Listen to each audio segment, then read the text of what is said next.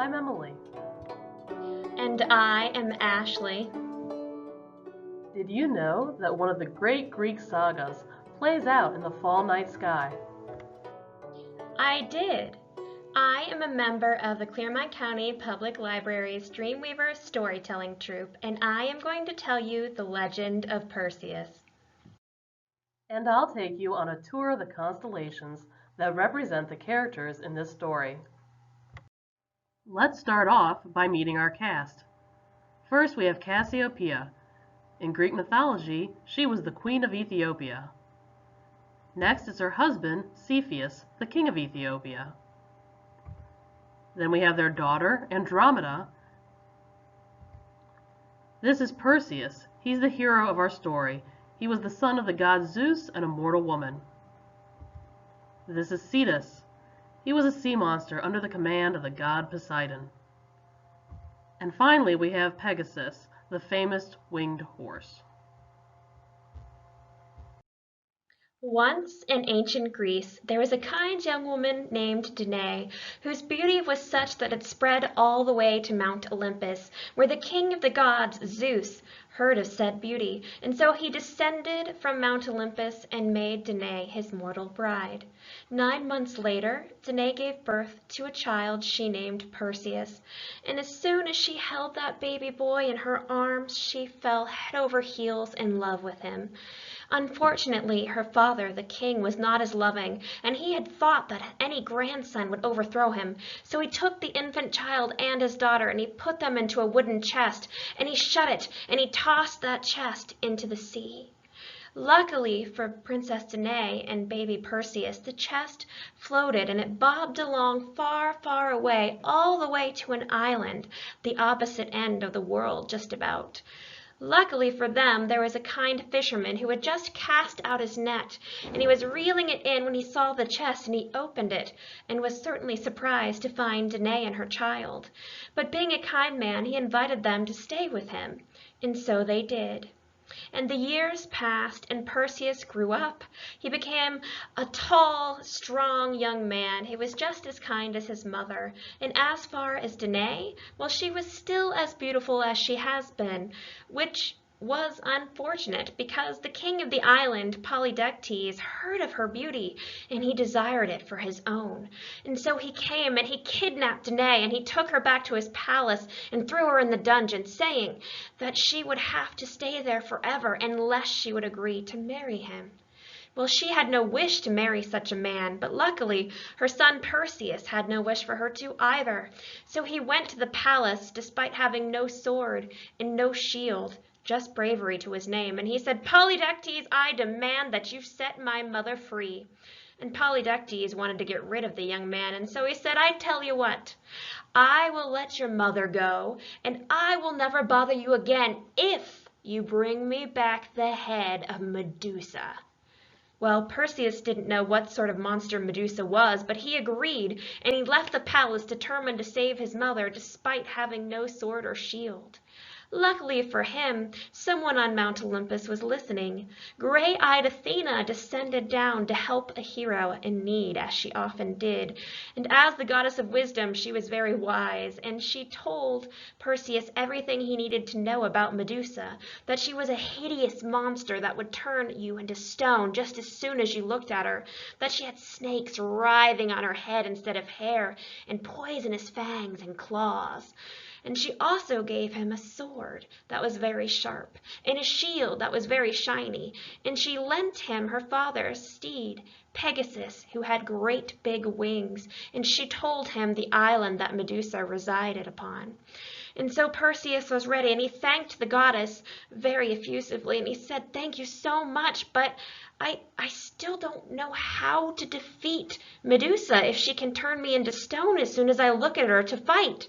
And Athena smiled, and she said, "I have already told you everything you need to know, as long as you use your wits. And I have also given you everything you need, as long as you use your wits." And with that, she disappeared, and Perseus was left pondering as he got upon Pegasus and flew towards the island. And he was thinking hard, and the sun was shining down, and he lifted his arm to shield him from the sun, and the shield upon it shone brilliantly with the rays of the light of sun. And so he realized then that that shield was as bright and shining as a mirror. And he knew then what he would do. He would use the shield so he would never have to look upon the monster. And so when he landed on the island and walked among the statues of poor unfortunate creatures that the monster had turned to stone, he used his shield as a mirror to guide his way so he would never look directly at the monster. And when Medusa attacked him, she did not turn into stone. And he used his sword and he fought bravely, and the monster fought fiercely, but eventually he was able to lop off her head with one blow.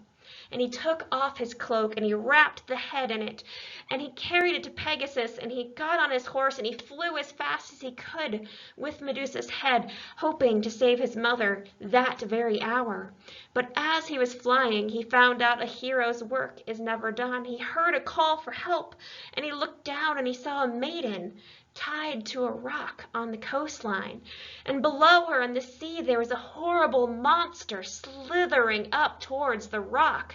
And so, of course, being a hero, Perseus landed upon the rock. And he got out a sword and he broke the chains. The maiden was Andromeda, and her mother, Queen Cassiopeia, had said that she was more beautiful than all of the Nereids, Poseidon, the sea god's daughters. And Poseidon, in a fit of rage, had sent the monster Cetus to attack the coastline, and instead of apologizing, Queen Cassiopeia had tied her daughter to the rock with chains, hoping that that would appease the monster and Poseidon. Well, she would not be winning Mother of the Year, but Andromeda was in trouble, and Perseus took his sword and he broke the chains and he killed the monster instantly. And Andromeda had no wish to go back home, so she asked Perseus if she could come with him. And Perseus said, "Of course you can. Get on the back of Pegasus." And so the two flew back towards the castle where he was going, where his mother was imprisoned. And as they flew, he told her his story, and she told him her story, and the two of them got to be pretty friendly as they flew along towards the palace. And when he landed, Perseus instantly went to the castle, and he presented the king with the head wrapped in a cloak, and he said, "This is the head of Medusa. You can see her blood dripping from my cape, but do not unwrap it, because if you do, you will turn into stone when you see her." And Polydectes looked at the boy and said, "You're lying. You have this wrapped up because you don't want me to know the truth, that you are a coward." So he flew open the cape, and there he saw Medusa's head, and he turned instantly to stone.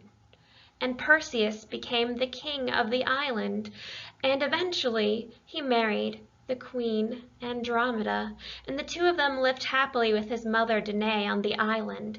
And as far as the statue of Polydectes, it remained in their garden for the rest of their lives.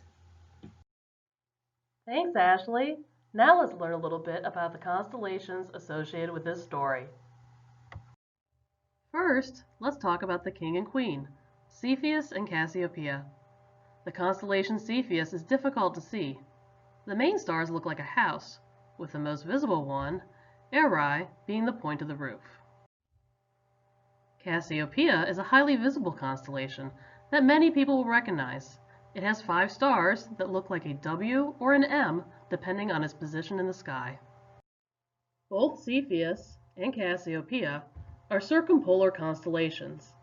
That means they circle the celestial pole and never set, making them visible in the northern sky year-round in the United States. The other circumpolar constellations visible to us are Ursa Major, Ursa Minor, and Draco. Over the course of a day, these constellations make a complete counterclockwise circle around the celestial pole, which is marked by Polaris, the North Star, which you'll find at the end of Ursa Minor's tail. This motion can be observed by watching the sky for a few hours. Next up is Andromeda. This constellation can be seen in the fall and winter. The star, Alpheratz, is the easiest to see. Just beyond the constellation is the Andromeda Galaxy, which is the farthest away thing you can see with the naked eye. Unfortunately, in areas with light pollution, you'll have a hard time spotting it, but binoculars will help. The Andromeda galaxy is approximately 2.5 million light-years away and is made up of some 1 trillion stars. Perseus will always be found at the feet of Andromeda, but this constellation can be difficult to spot because its shape isn't particularly easy to identify. In Perseus's arm is the star Algol, which represents the head of Medusa. Algol brightens and dims in the sky, which troubled ancient astronomers. We now know that Algol is actually 2 stars that revolve around each other. They appear dimmer from Earth when one star eclipses the other. Cetus is a large but difficult to spot constellation. The arm of Perseus appears to point towards Cetus. Cetus is visible in the night sky from October through mid-February. When looking at the constellation of Pegasus, imagine that the horse is upside down. A big square of semi-bright stars is the easiest part of Pegasus to identify. Alpheus, the star at the tip of Andromeda, marks one of the corners of the square.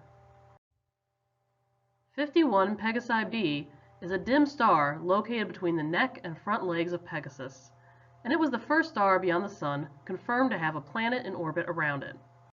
If you'd like to explore the constellations and other night sky objects, I recommend 100 Things to See in the Night Sky by Cincinnati's own Dean Regas of the Cincinnati Observatory. This is a very accessible book for beginners, and it helped to inspire this video. A sky map will show you what to look for in the night sky and where to find it. You can print off a free sky map customized to the month at skymaps.com. There are also lots of sky map apps that you can download to your phone. You might also enjoy trying out Stellarium, a free non-profit open source software that generated the night sky images in this video. Check it out at stellarium.org. In Clermont County, Stone Lick State Park is a good place to experience dark skies and increase the amount of night sky objects you'll be able to spot. I recommend Legends of the Stars by Patrick Moore. Available through Freeding, this is a great collection of myths about the constellations, and it has even more detail about the story I told you today. In order to read this, you will have to have Adobe Digital Editions downloaded on your device. I also recommend The Treasury of Greek Mythology by Donna Jo Napoli. We have it in our physical collection and as an ebook on Overdrive. This is a nice introduction to Greek mythology for ages 8 to 12, but honestly the illustrations are pretty enough that it's worth a look by anyone. It's especially relevant because it links the myths to the constellations. The Complete World of Greek Mythology by Richard Buxton. I just had to recommend this. It's for those of you that are interested in Greek mythology in general, and it's aimed more for adults. It has a retelling of many Greek myths and delves into their relevance to Greek religion and society. Finally, I hope you enjoyed our presentation and that you learned a little about the stars and had fun listening to the legend of Perseus. Thank you, and come visit us at the library.